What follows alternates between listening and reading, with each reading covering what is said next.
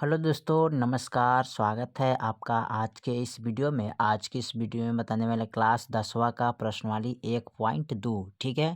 Question number 3, जो कि पिछले वीडियो में हमने क्वेश्चन नंबर 1, क्वेश्चन नंबर 2 यानी कंप्लीट कर चुका हूँ, ठीक है। अगर इस वीडियो को नहीं देखे तो जाके प्ले लिस्ट में आप देख सकते हैं, ठीक है। तो चलिए आज क्वेश्चन नंबर 3 को शुरू करने वाले। तो कह रहा है 3 में अभाज्य गुणनखंड विधि द्वारा निम्नलिखित पूर्णांकों के एचसीएफ और एलसीएम ज्ञात कीजिए। क्या करना है? एचसीएफ और एलसीएम ज्ञात करना है, ठीक है। तो चलिए इनका एलसीएम और एचसीएफ ज्ञात कर देते हैं। क्वेश्चन नंबर 3 का पॉइंट 1 दिया है 12, 15, 21। इसका हमें क्या करना है? एचसीएफ और एलसीएम ज्ञात करना है, ठीक है। तो चलिए इसको हम ज्ञात कर लेते हैं। चलिए तो यहाँ पर इनका एचसीएफ और एलसीएम ज्ञात करना है, ठीक है। तो चलिए इसको हल करते हैं। तो इनको हम 2 से कटाएंगे, तो 2 से कटाइए तो कितना हो जाएगा 6। फिर इसको 2 से कटाएंगे तो कितना हो जाएगा 3। और फिर इसको 3 से कटाएंगे तो 3 एकम 3 हो जाएगा, ठीक है। चलिए उसके बाद इनको कटाएंगे 3 से, तो 3 पचे 15। और फिर इसको 5 से कटाएंगे तो 5 एकम 5, ठीक है। इसको हम कटाएंगे 3 से, तो 3 सत्ते 21। और फिर कटाएंगे 7 एकम 7, ठीक है। चलिए इसका हमें निकालना है क्या? एचसीएफ और एलसीएम। तो देखिए यहाँ पर एचसीएफ, तो एचसीएफ किनको बोलते हैं? सॉरी, पहले इनको क्या करेंगे, लिखेंगे सजा के इस तरह। यहाँ पर 12 है तो 12 लिखते हैं, यहाँ पर 15 है तो 15 लिखेंगे, यहाँ पर 21 है तो 21 लिखेंगे, ठीक है। अब इसका गुणनखंड हमें लिखना है, ठीक है। तो गुणनखंड लिखेंगे तो 12 का गुणनखंड है 2 गुने 2 गुने 3 गुने 1। 15 का गुणनखंड है क्या? 3 गुने 5 गुने 1, ठीक है। चलिए हो गया 3 गुने 5 गुने 1। और 21 का गुणनखंड है 3 गुने 7 गुने 1, ठीक है। अब हमको निकालना है क्या? H C F. तो एच सी एफ किनको बोलते हैं? जो तीनों में अंक तीनों में मिलता है उसी को एच सी एफ बोलते हैं। जैसे कि 3 है, इसमें भी 3 है और इसमें भी 3 है, तो एच सी एफ हमारा 3 हो गया। गुने फिर इसमें 1 मिला है तो 1 लिख देंगे, ठीक है। अब देखिए कोई अंक है नहीं है, तो इसको गुना करिएगा तो 3 एकम 3, ये आपका एगो आंसर हो जाएगा, ठीक है। अब निकालेंगे एल सी एम, ठीक है। तो एल सी एम बराबर कितना होता है? तो इनमें मिलता है, जिसको लिख लेते हैं एक बार, ठीक है। और उसके बाद इनको लिखेंगे तो 2 गुने 2। फिर इसमें है 5 तो 5 लिखेंगे, फिर इसमें है 7 तो 7 लिखेंगे। अब ये गुना करेंगे 3 एकम 3, 3 छः 6 12, 12 पचास 60, 60 यानी कि 6 सत्ते 42 यानी कि 420, ठीक है। इसका आंसर कितना हो जाएगा? 420 हो जाएगा, ठीक है। चलिए पॉइंट नंबर हम इसका दूसरा देखते हैं, दूसरा में क्या कह रहा है। पॉइंट दूसरा को, चलिए क्वेश्चन नंबर 3 का पॉइंट नंबर दूसरा देखते हैं। दूसरा में दिया है 17, 23 और 29, ठीक है। तो चलिए इसको हल कर लेते हैं।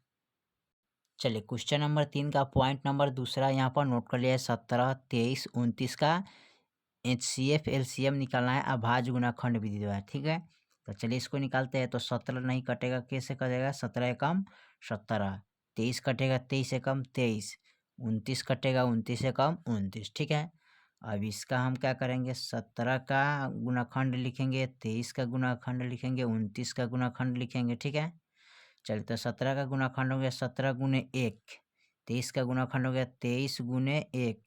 और 29 का गुणनखंड हो गया 29 गुने 1, ठीक है। अब हमको निकालना है क्या? H C F. तो एच सी एफ क्या होता है? जो तीनों में मिलता है उसी को हम एच सी एफ बोलते हैं, ठीक है। तो एक आंसर ही रह जाएगा एच सी एफ। अब हमको निकालना है एल सी एम। तो एल सी एम जो मिलता है उसको एक बार लिखेंगे और जो नहीं मिल रहा है उसको लिखेंगे। तो 17 हुआ है, 23 है और 29 है।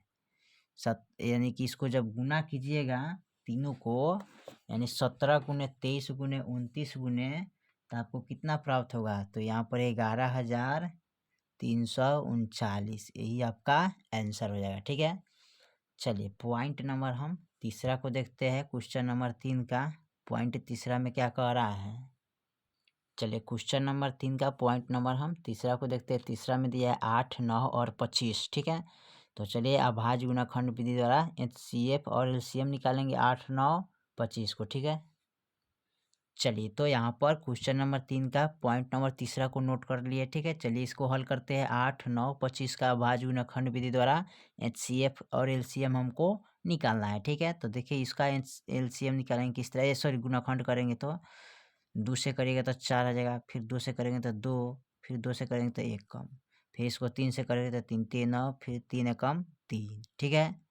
चलिए इसको 5 से करेंगे तो 50 25 हो जाएगा, ठीक है। फिर इसको 5 से करेंगे तो 5 एकम 5 हो जाएगा, ठीक है।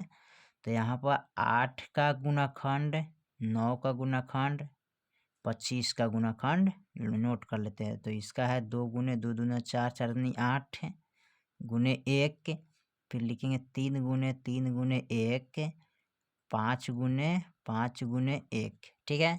अब हमको निकालना है HCF। तो HCF किनको बोलते हैं? जो तीनों में मिलता है ना, उसी को बोलते हैं HCF। तो HCF हमारा कितना है? 1।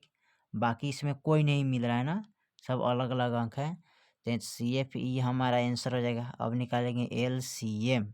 तो LCM जो तीनों में मिलता है उसको लिखते हैं एक बार, अब बाकी जो नहीं मिलता है उसको लिखते हैं। तो 2 3 बार है ना यहाँ पर, ठीक है। 3 2 बार है तो लिख लेते हैं इसको भी। 5 2 बार है तो इसको भी हम लिख लेते हैं। अब इसको हम गुना कर लेंगे ना, 2 दूना 4, 4 दूना 8, 8 3 24, 24 3 72, 72 पचे 5 दूना 10, 7 पचे 35, 36, 360 पचे, इतना से गुना करिएगा तो आपको टोटल कितना आ जाएगा? 1800, ठीक है। 360 यानी कि 0 के 0, 5 6 30, ठीक है। आप 5 3 15, 16 17 18, ठीक है। तो 1800 आंसर है, यानी कि हो जाएगा, ठीक है। चलिए तो आपका अभाज्य गुणाखंड विधि द्वारा, ठीक है, LCM और HCF, ठीक है, निकाल दिए हैं, ठीक है। और पूरा अच्छे तरीक़ा से हल कर दिए, ठीक है। फिर मिलते हैं अगले वीडियो में, तब तक के लिए जय हिंद, जय भारत।